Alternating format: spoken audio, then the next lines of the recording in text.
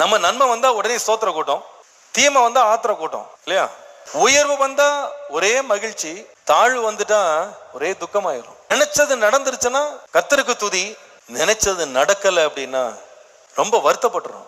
பிறந்தா கொண்டாட்டம், இறந்தா நம்ம ரொம்ப மனவேதனைப்படுறோம்.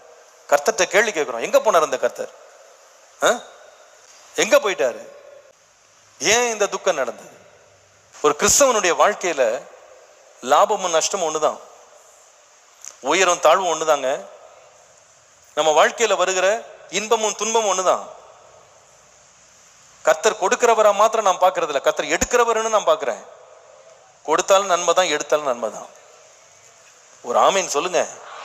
ஆமா, அது உண்மை, அது உண்மைங்க.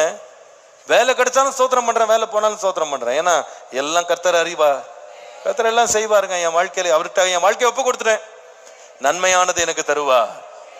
அதனால இதுக்கு தான் ஸ்தோத்திரம் பண்ணுவேன், அதுக்கு ஸ்தோத்திரம் பண்ணுவேன்லாம் கிடையாது. எல்லா நிலையிலும் என் தேவனை நினைவு கூறுவேன். இங்க பாருங்க, அநேக விசுவாசிகள் தவறுகிற விழுகிற ஒரு இடம் இதுதான்.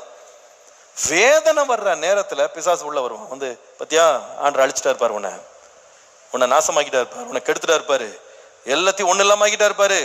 நன்மை வாங்கும் போது இனிப்பாதானே இருந்துச்சு, தீமை வந்தாலும் கர்த்தரையே ஆராதிப்பேன்.